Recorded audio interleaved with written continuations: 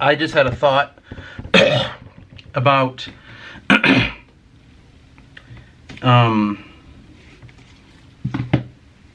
listen to this. So I was watching a video about the French Revolution by this channel that's the shit, you know? No bullshit, man. I love it. No hiding, no pretending, like, well, I'm scared to be truthful. And like, nah, it's cool. Now, as I was watching it, you see this shift happen from the revolution to getting rid of monarchies because of what they thought monarchies were, right? Then I got thinking, like, what if that's all a lie? And the reasoning I thought that was, you know, you look later at World War I, you see a huge fucking shift in that. And it made sense to me. It clicked. These type of hidden people, I guess, whoever you want to call them, whether it's the Jewish kind of, whatever that is, I don't know, like hidden folk, or what they call the Illuminati, or I don't know, whatever you want to believe it is, right? We can just agree that they're like, kind of like little people. Now, that shift, it was getting too difficult, I imagine, to constantly use it like through a king or a queen, because if you think about it, that right there, it's like the consciousness of the people are enacted through the king. He's kind of the conduit of it. I talk about it a lot with Adrana, and that's the focus of it. But as I was looking through this, which this is Diodorus Siculus' Library of History, book 1 through 2.34, so I'm just starting. It begins with Egypt, right? And this was, I don't really know when it was written, but I think he lived from like, what, like year 30 to, I don't know, year 50, within that realm, BC, so before Christ, right? So 50 to 30 years before Christ was, he sat down with all these people, his aides, and then they took the history of the world in, right? Well, the first part he took in was Egypt. And there's a section that it goes into that I thought was so interesting and really maps the way I look at Adrana myself.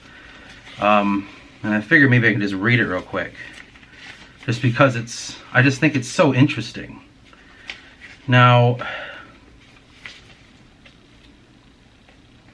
it has to do with the king of Egypt at this time.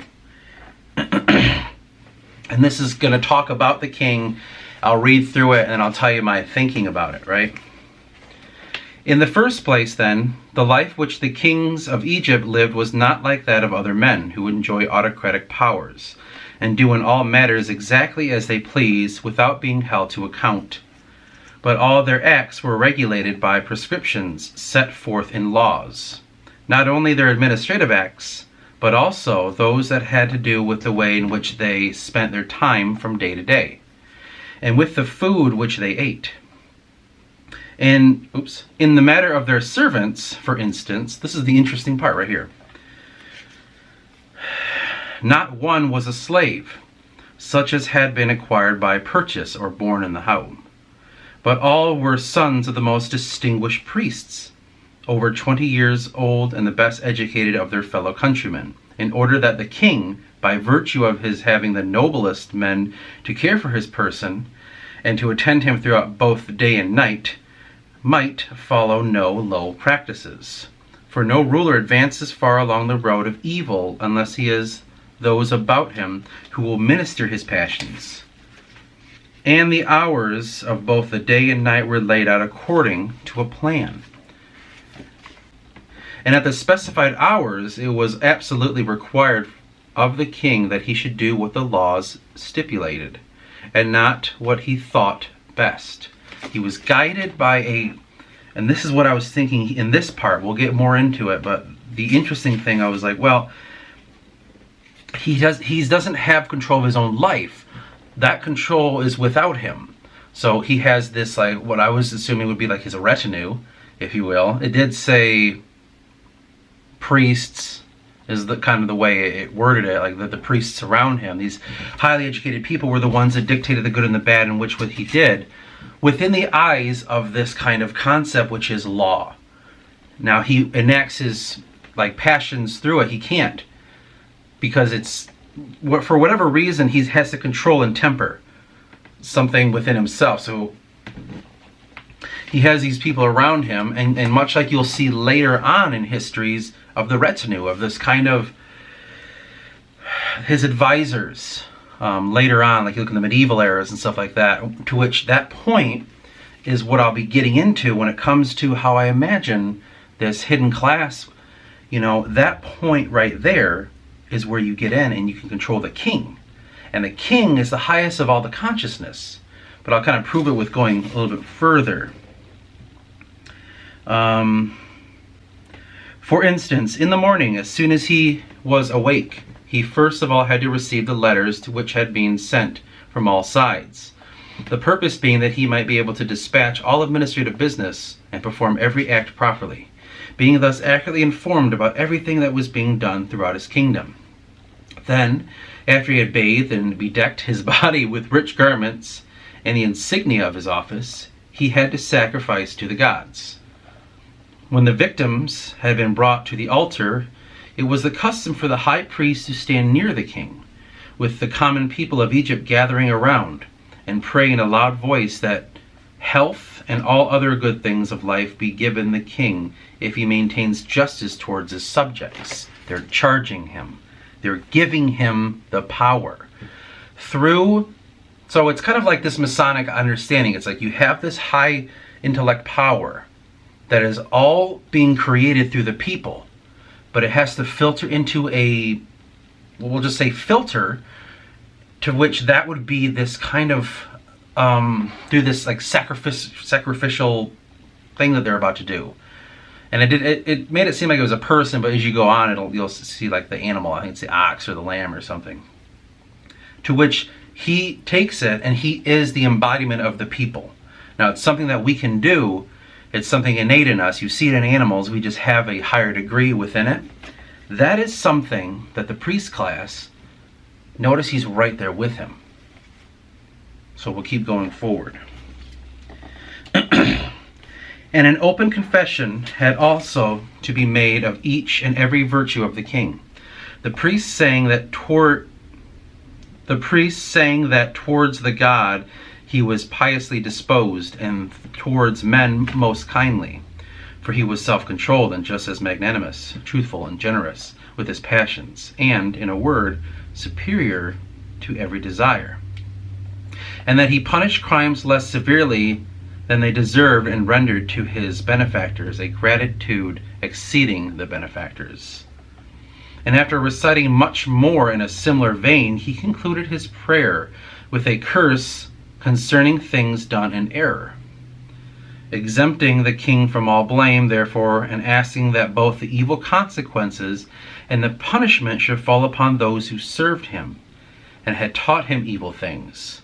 All this he would do, partly to lead the king to fear the gods and live a life pleasing to them, and partly to accustom him to a proper manner of conduct, not by sharp admonitions, but through praises that were agreeable and most conductive to virtue.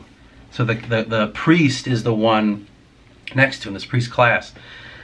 The ones around the king that can kind of be his senses. So the king is just this figure, and the people around him would be the senses of that. But the king himself draws the power from the people. So you can kind of see, if you were to want to control a consciousness, you'd have to do it through that king. And that's where things can get muddy. Let me see if I should keep going to really prove my point. So, this was an old Egypt, right? This is like, it doesn't specifically say, it did go through a lot of the kings of Egypt according to the Egyptians. And it went back pretty far, like I think 4,000 years and stuff. And, you know, modern people are like, wow, I don't know about that, you know, because they just make things up all the time, apparently. If you lived in any time before the 1900s, everything's made up.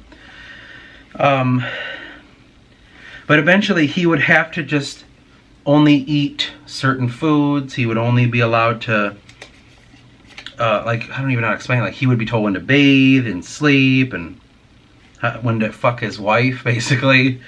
And it was just kind of like a strange control, and this part is where it gets interesting. Strange as it may appear that the king did not have the entire control of his daily fare, far more remarkable still was the fact that the kings were not allowed to render any legal decision or transact any business at random, or to punish anyone through malice or in anger or for any unjust reason, but only in accordance with the established law relative to each offense. So it's just like, you know, you fucking stab a guy, it's gonna be like, well, here's the thing. Well, what if it's a person that the king liked? It doesn't matter. You stab a guy, here's the law. He was not allowed to use his emotion to enact anything. So again, the people charge him, but he is not allowed to be a human being in a sense. He is this autonomous figure. And from that point, it's interesting because you can see how they would relate Egyptian pharaohs as a god. It's not a humanly person. You have the people who are a normal group of people. They're just fucking people. And they have passions, they have things they do, they make mistakes, this and that. But then you have this pharaoh, this king, who is,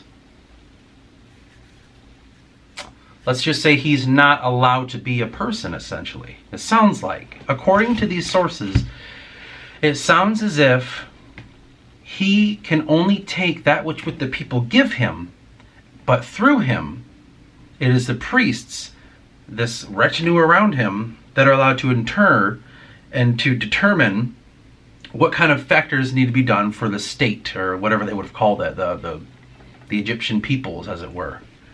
And because of that, you have these priests that are the ones that could take the punishment for anything unjust done by the king. So that it is not the king who made the mistakes, it is the people around him. So you can kind of see how the Egyptians looked at them. Like, of course you would think they're godly. They're a conduit of God. Now, much like in my book, that's really how, and it's so weird, as I read it, I didn't know that the Egyptians were like, I didn't piece it together in my mind like that. And that's kind of how my country's works, essentially. They're Greek Egyptians, a Greco-Egyptian people, apparently. Now, in the following, the dictates of customs in these matters, so far as they were from being indignant or taking offense in their souls, that on the contrary, they actually held that they led a most happy life. For they believed that all other men, in thoughtlessly following their natural passions, commit many acts which would bring them injuries and perils, and that oftentimes some who realize that they are about to commit a sin nevertheless do base acts with overpowering by love or hatred or some other passion.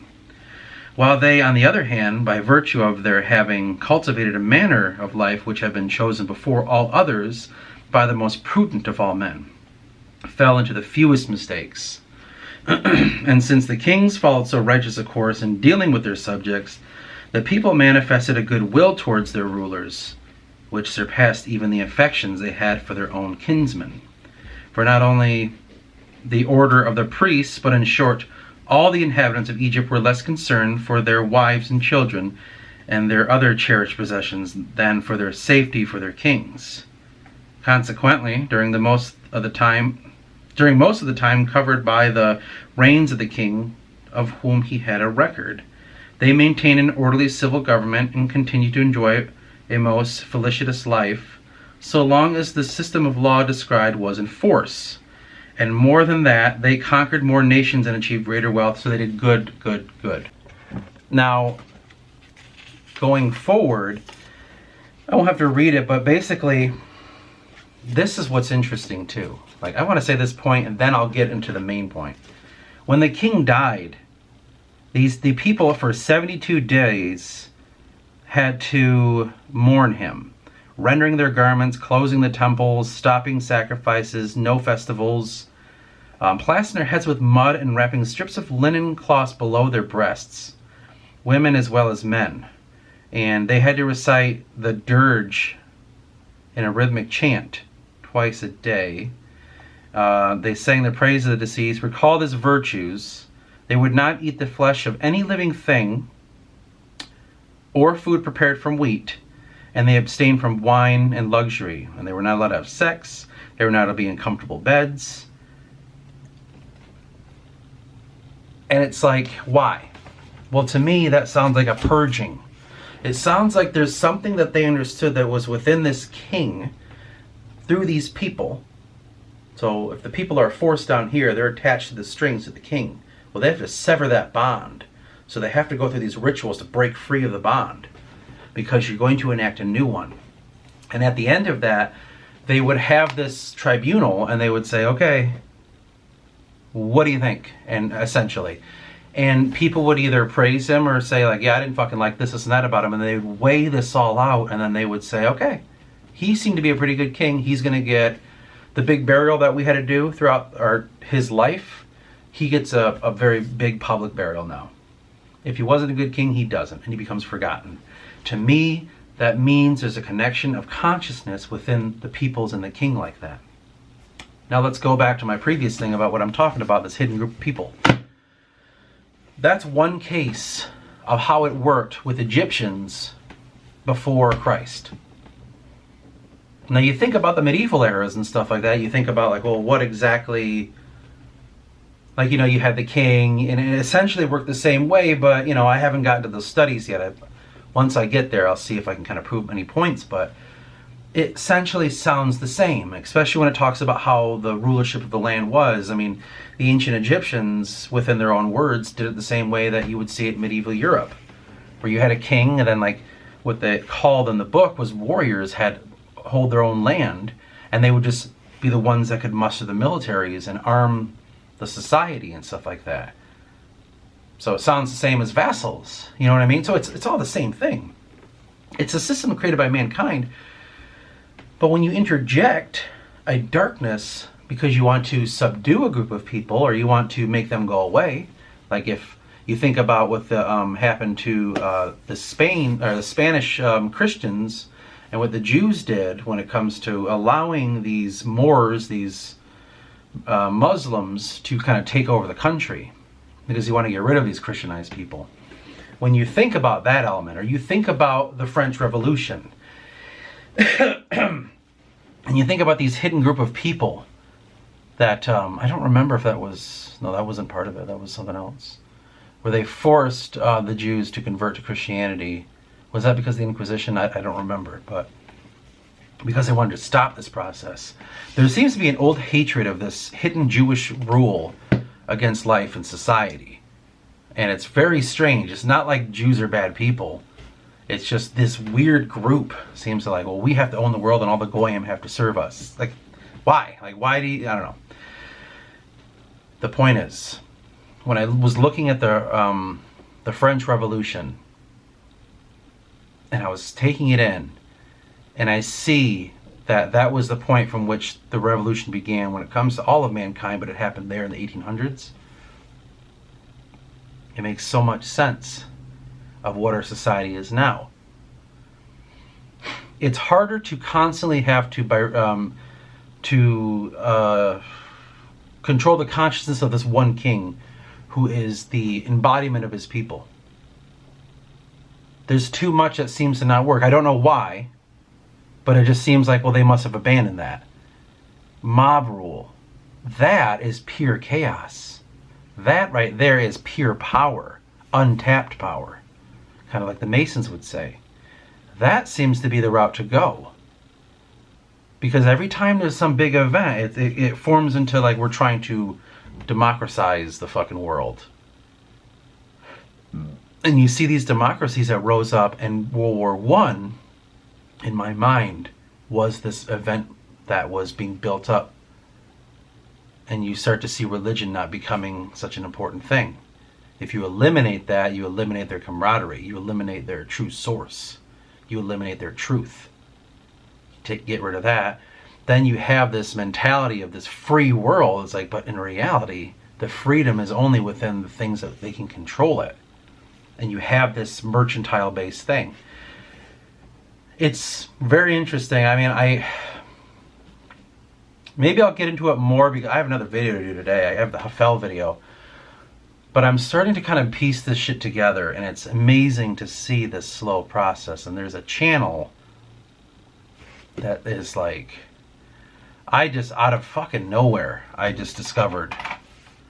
And I found the person's, it sounds like a man, obviously. I found his website. And it's just called Asha Logos. It's like, it's a refreshing thing to watch. And the main thing that really it hooked me in was the fact that the person that does that like takes these sources and doesn't say like, well, you know, like whatever, archaeology says this.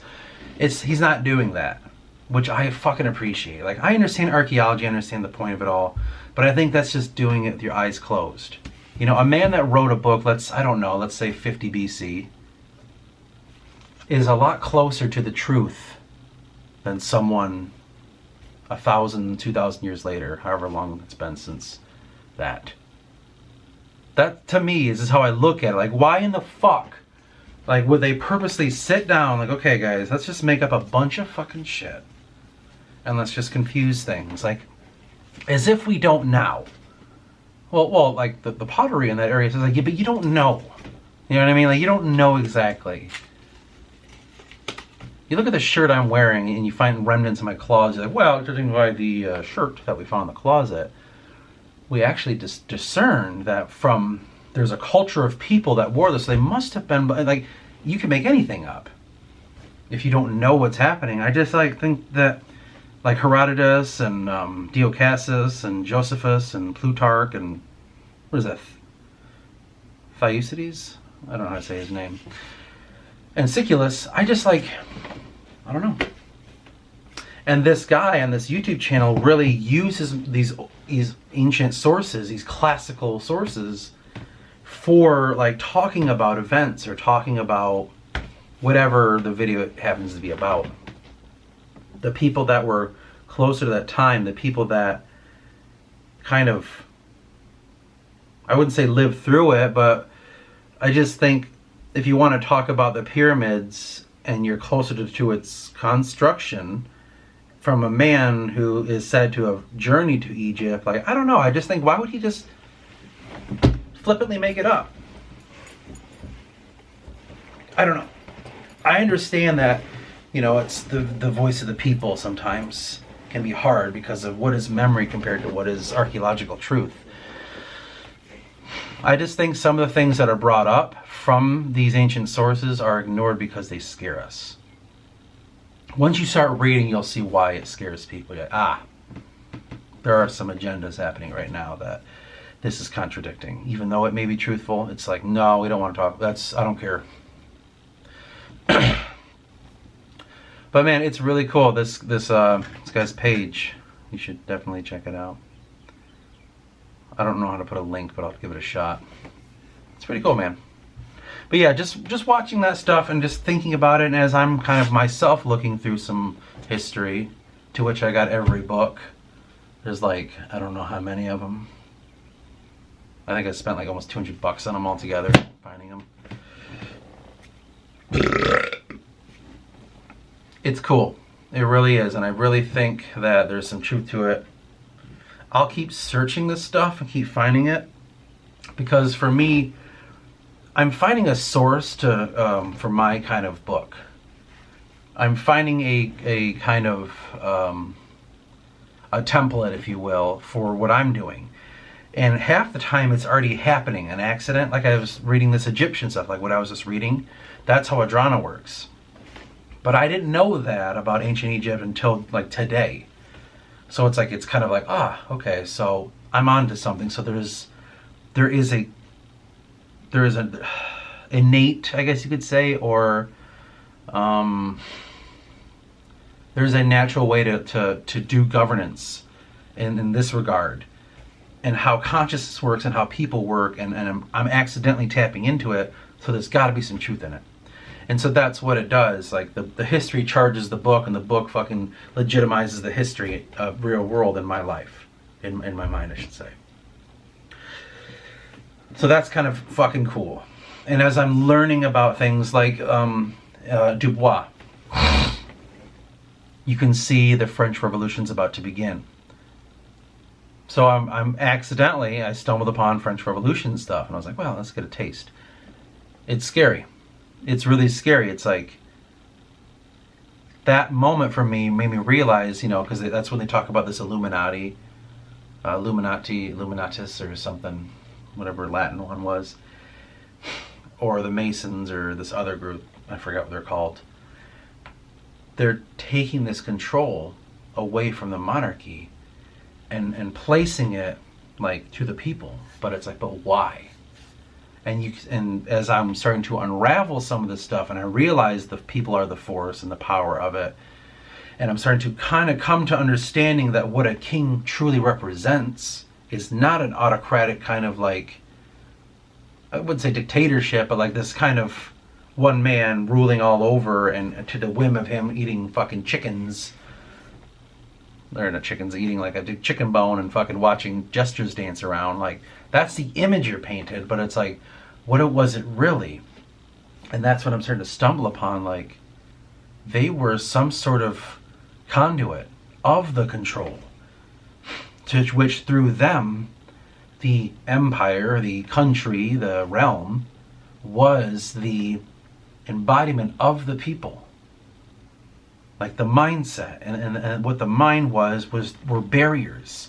And you right now it's like you see it, but it's in such a different way, because what does most of the world seem to be? This democratic free world thing, where we have, you know, a gathering of people that make decisions and this and that. Like, I think that's a bastardization, because we're all based upon this mercantilism. It's crazy, man. It's just like, I don't know. Billy would talk about this stuff with me, I don't know, over a year ago or more. I don't even know, months ago. And I believed it. I was like, I didn't like, I don't understand. But I'm starting to kind of come to grips with it. Like, I'm starting to like, he's right. There's something to this. To which his channel's on my list, that other ones you should check out. So is the Asha Logos one. So those are the two you should definitely look at as starting points to your own journey. It's pretty cool. But that's that. I just wanted to like do a short video and kind of get that out of my fucking head before I do the Hafel video. Mother